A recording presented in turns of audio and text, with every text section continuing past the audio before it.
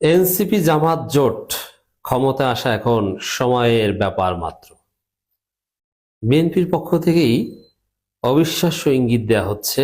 এই ইঙ্গিতে রাজনীতিতে তোলপাড়।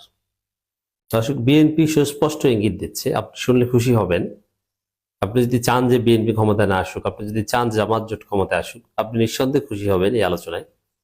বিএনপি সরাসরি ইঙ্গিত দিচ্ছে, বিএনপি স্থায়ী কমিটির সদস্যরা সরাসরি বলছে যে আমরা জিততে পারবো না, আমাদের বিজয় ফলাফল পাল্টে দেয়া হবে। তার মানে বিএনপি জিতলেও তাদের হারিয়ে দেওয়া হবে, ফলাফল পাল্টে দেওয়া হবে। কারণও বলছে বিএনপির স্থায়ী কমিটির সদস্য, কারণ হচ্ছে এখন জামাত এনসিপি ক্ষমতায় থেকে নির্বাচন করছে। দর্শক, 18 সালের নির্বাচনের আগে বিএনপি যেরকম নিশ্চিত ছিল যে তারা হারবে, তাদের আশাই ছিল সর্বোচ্চ 70টা সিট, জেতা তাদের কিছুতেই উদ্দেশ্য ছিল না। এখন ওই অবস্থা হয়েছে যে বিএনপি হারবে, এটা বিএনপি নিজেরাই জানে। এখন বিরোধী দল হিসেবে কয়টা সিট পায় ওইটা হচ্ছে তাদের প্রত্যাশা। অতএব এখনো যারা ধানের শীষের পক্ষে আছেন পক্ষ ত্যাগ করেন, এই বিএনপি নাই। আরে ভাই, আপনার নেতারা মাঠ ছেড়ে দিচ্ছে, তারা বিরোধী দল হতে বসে আছে। এখন তারেক জিয়া বিরোধী দলীয় নেতা হবেন না লন্ডনে চলে যাবেন, অন্য কাউকে ভারপ্রাপ্ত বানাবেন, এটা নিয়ে প্রশ্ন। আপনারা ক্ষমতা আসতে পারবেন না, আমি প্রমাণ দেখাই। অতএব দর্শক, আমার এই আলোচনা আপনার আত্মীয় স্বজন যারা আছে, যারা ধানের শীষের পক্ষে ভোট দেওয়ার কথা বলছে, তাদের কাছে পৌঁছে দিন, তাদের কাছে জানিয়ে দিন। দর্শক, মির্জা আব্বাসের বক্তব্য, নির্বাচনের ফলাফল ঘুরিয়ে দেওয়া হতে পারে। কে ঘুরিয়ে দিতে পারে? জামাত এনসিপি, কারণ তারা ক্ষমতায়। মজা না? এর অর্থ কি যে বিএনপি ক্ষমতা আসতে পারবে না, জামাত জোট জিতে যাবে? এটা তারা সরাসরি ইঙ্গিত দিচ্ছে। মজা না? দেখেন খবর, জামাত এনসিপি ক্ষমতায় বসে নির্বাচন করছে। এই কথা কখন বলে? যখন পরাজয় নিশ্চিত দেখে তখন বলে। মির্জা আব্বাসের দিকে তাকান, চেহারা দেখলে কার্টুন কার্টুন মনে হয়। এমন বিপদে পড়েছে, মির্জা আব্বাসের কর্মীরা কুকুরকে লাথি মারে, আর সেটা নিয়েও মির্জা আব্বাস মারাত্মক নাকানি চুবানি খেয়েছে।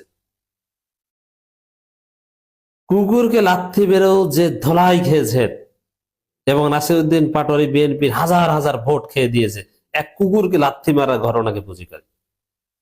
এর মানে পুরো পরিস্থিতি বিএনপির পক্ষে কাজ করছে, পুরো পরিস্থিতি বিএনপির বিরুদ্ধে।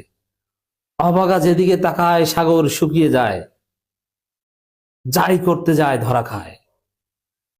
কোনো কিছুতে পরিস্থিতি তাদের পক্ষে সায় দিচ্ছে না। কুকুরকে লাথি বেরো বেচারা ভোট হারায়। হা করলেও দোষ, না করলেও দোষ, ঘরে থাকলেও দোষ, ঘরে বাইরে থাকলেও দোষ, এইভাবেই পরাজিত হচ্ছে। তাই মির্জা আব্বাসের এই বক্তব্যের পর আর কোনো সন্দেহ সংশয় মনে থাকে না যে বিএনপি পরাজিত হতে যাচ্ছে কিনা। ক্লিয়ার, ক্ষমতায় বসে নির্বাচন করছে জামাত এনসিপি, নিশ্চিত পরাজিত হতে যাচ্ছে। এটা সেই ইঙ্গিত দিচ্ছে এই বক্তব্যের মধ্য দিয়ে। ঢাকা 28 বিএনপি প্রার্থী মির্জা আব্বাস বলেছেন, ডক্টর ইউনূসকে ক্ষমতায় বসিয়েছে জামাত ও তাদের বাচ্চারা, মানে এনসিপি। জামাতের বাচ্চা কারা? এনসিপি। হ্যাঁ, এটা সত্য, গর্বের সাথে আমি বলি। ডক্টর ইউনূসকে ক্ষমতায় বসিয়েছে জামাত এবং তাদের এই ছোট ভাই এনসিপিরা। বাচ্চা বলেন, ছোট ভাই বলেন, যাই বলেন। হ্যাঁ, হাসিনাকে যারা ধাওয়া করে বাংলাদেশ থেকে বিতাড়িত করেছে, তারাই তো ক্ষমতায় বসিয়েছে। বসাবেন কি আপনার মতো আন্দোলন বিক্রিকারী হাসিনা এবং ভারতের দালালেরা বসাবে? আপনার পছন্দের লোক বসবে? আপনি তো ভারতের দালাল, আপনি তো আওয়ামী লীগের দালাল ছিলেন। আপনার ব্যাংক রক্ষার জন্য আন্দোলন বিক্রি করে দিয়ে আপনি হাজার কোটি টাকার মালিক হয়েছেন। তা আপনি বসাবেন? জামাত এনসিপি বা জামাত তাদের বাচ্চারা বসাবে না? বসাবে কি মির্জা আব্বাসরা, চাঁদ আব্বাসরা বসাবে? এটাই সত্য যে ইউনূসকে জামাত এনসিপি বসিয়েছে। অতএব রিয়েলিটি মেনে এখন ঘরে চুপ করে বসে থাকেন। তবে হ্যাঁ, ইউনূস নিরপেক্ষ নির্বাচন করছে, সুষ্ঠু নির্বাচন করছে। আচ্ছা, যদি এতই আপত্তি থাকতো তাহলে ইউনূসের অধীনে নির্বাচনে আসছেনটা কেন? জামাত যেরকম এনসিপি কে বসিয়েছে, জামাত এনসিপি যেরকম ইউনূসকে বসিয়েছে, আপনারা ইউনূসকে ওরকম হটিয়ে দিতেন, তারপরে নির্বাচন করতেন। ইউনূসের অধীনে নির্বাচন করতে আসছেন কেন? এর মানে এগুলোর যুক্তি নেই। ইউনূসের অধীনে বিএনপি নির্বাচন করতে এসেছে মানে তাকে নিরপেক্ষ সার্টিফিকেট দিয়ে এসেছে। এখন নিরপেক্ষতা নিয়ে প্রশ্ন তুলছে, ইউনূসকে জামাতি এনসিপি বানিয়ে দিচ্ছে। এর অর্থ হচ্ছে যে তারা সুস্পষ্টভাবে পরাজয় দেখতে পাচ্ছে। তাই জামাত আর এনসিপি ক্ষমতায় বসে নির্বাচন করার অভিযোগ করে, তাহলে ইউনূসকে নামান, পারলে আন্দোলন করেন, নির্বাচন বর্জন করেন, বয়কট করেন, পারবেন না? পারবেন না, তাহলে এইসব কথা কেন বলছেন? আপনি পরাজিত হবেন, পরাজয়ের পর মুখ রক্ষা করার জন্য এইসব কথা বলছেন, এটা খেয়ে না জানে। এখন বলছেন যে ফলাফল ঘুরিয়ে দেওয়া হবে, এর মানে মির্জা আব্বাস একদম স্পষ্ট যে তাকে মানে তিনি পরাজিত হবেন, আর ওটাকে তিনি বলবেন যে তাকে পরাজিত করে দেয়া হয়েছে। না, আপনি পরাজিত হবেন। আচ্ছা, আপনার মতো একজন চাঁদাবাজকে মানুষ কেন ভোট দিবে বলেন তো? শিক্ষিত তরুণরা, ঢাকাবাসী আপনার মতো একজন গ্যাংস্টারকে কেন ভোট দিবে? যুক্তিটা কি? আপনি কে? আপনি কি দুর্নীতিবাজ? আপনি হাজার কোটি টাকা মেরেছেন। একজন সিঙ্গারপুরি ব্যবসায়ীর ছেলে, একজন গরুর দালাল থেকে গরুর ইজারাদার জিয়াউর রহমানের কাছ থেকে একটা হুন্ডার 30 টাকা নিয়ে আপনি ব্যাংকের মালিক হয়েছেন, আর আপনাকে ভোট দিবে জনগণ, তাও আবার নতুন বাংলাদেশে। এই উদ্ভট চিন্তা আপনি কোথায় পান? দর্শক, আহ মোতালেব প্লাজায় এক মত বিনিময় সভায় তিনি কথা বলেন। একটি দল ৭১ মেনে নিতে পারেনি উল্লেখ করে তিনি বলেন, পুরনো শকুন 1971 সালে। এইসব বস্তা পচা কথা কেউ খায়? ৭১ মেনে নিতে না পারলে বাংলাদেশে থাকে কিভাবে? ৭১ মেনে নিতে পারেনি, তাহলে তাদের সাথে আপনারা জোট করেছিলেন কেন? মির্জা আব্বাস এবং মতিউর রহমান নিজামী, আলী হাসান মুজাহিদ বেশিরভাগ সময় মন্ত্রী পরিষদের বৈঠকে পাশাপাশি বসতেন এবং মির্জা আব্বাস তাদের প্রশংসা করতেন বেশি। কেন ভাই? ৭১ মেনে নিতে পারেনি, তাদের প্রতি এত পীড়িত কেন ছিল?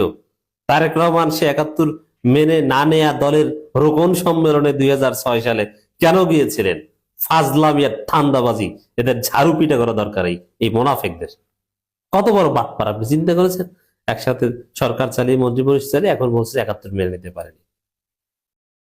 ৭১ পক্ষের শক্তি এখন জামাতের সাথে, 24 পক্ষের শক্তি এখন চান্দাবাজদের বিরুদ্ধে।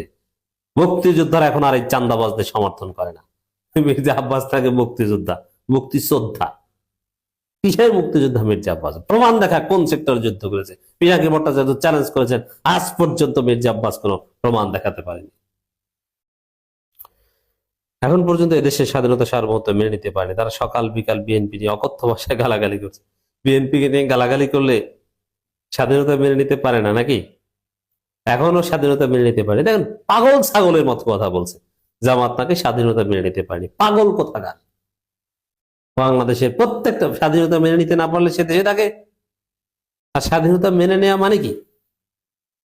এগুলো কোনো অর্থ আছে? মেনে নেয়া না নেয়ার কোনো অর্থ আছে? অবশ্যই বাংলাদেশের সমস্ত মানুষ স্বাধীনতা মেনে নিয়েছে।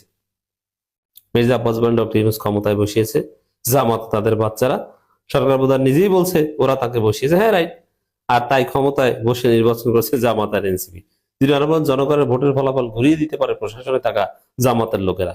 কিছু কিছু দল ক্ষমতা যাওয়ার লোভে বিদেশিদের সঙ্গে চুক্তি করেছে। তাহলে বিএনপির পরাজয় স্পষ্ট। পরাজয়ের পর বলবে যে ইউনূস আমাকে হারিয়ে দিয়েছে, প্রশাসনে থাকা জামাতিরা ফলাফল পাল্টে দিয়েছে, বিদেশি শক্তি আমেরিকার সাথে চুক্তি করে জামাত ক্ষমতা এসেছে। এইটা তো বলবেন, বলে শান্তিতে ঘরে ঘুমান। Many, many thanks to you.